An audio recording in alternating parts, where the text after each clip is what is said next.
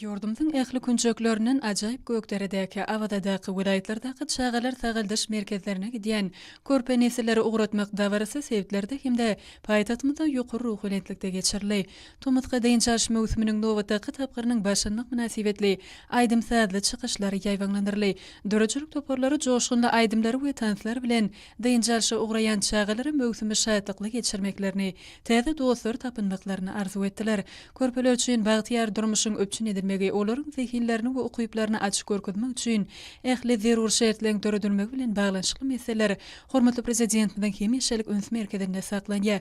Häzir günlerde ähli rahmatlyklar bilen öpçün edilen merkezler dostluň mekanyny gurulýar. Mekdep okuwçylarynyň Tomuzga deýinçäş mewsüminiň nowatdaky tapgyra şaýtlyk şowkuny beslenir.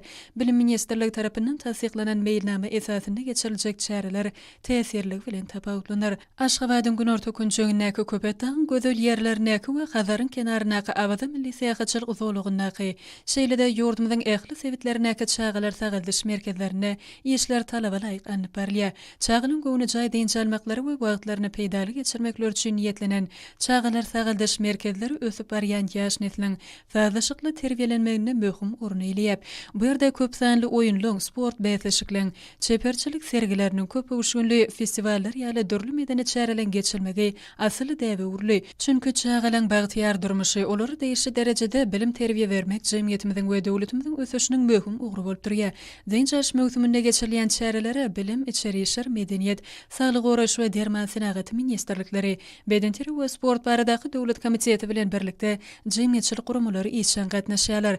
Deýinçäş döwrüniň çagalan durmuşyna ýatdan çykmajak, dörli we gyzykly çärelere baý bolmak üçin iň döwri wagt deýinçäş merkezleri çagalan wagtlaryny peýdaly hemde şadyan geçirmek üçin hemme zerur şertlere eýidir. Bagtyar çagalyň ýurdunyň bu köşklerini oýunlar hemde bedenteri we sport bilen meşgullanmak üçin ajaýyp meýdançalar ýerleşdirilendir. Tans zallary, kompýuter tehnologiýalar merkezleri, elişer gurnuklary, teatr we şekillendiriş studiýalary gurnulanır.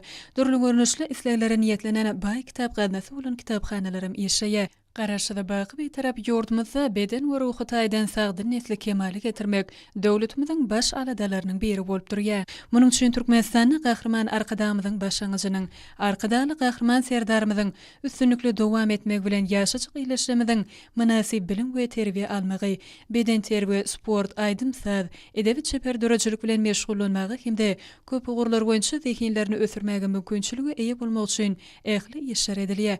Döwletimiz ösüp gelýän Türkmen Sanlyň Tomuzga deýinçäş döwrüni şadyan we peýdaly geçirmegi, deýinçälmegi we saglyklaryny berkitmek üçin alad edýär. Çagalan şadyan we batly ýanglanýan sesleri, bagtyar çagaly üçin hormatly prezidentimiz gahrman arkadamyda hoşallygyň öz boşlugy owadydyr.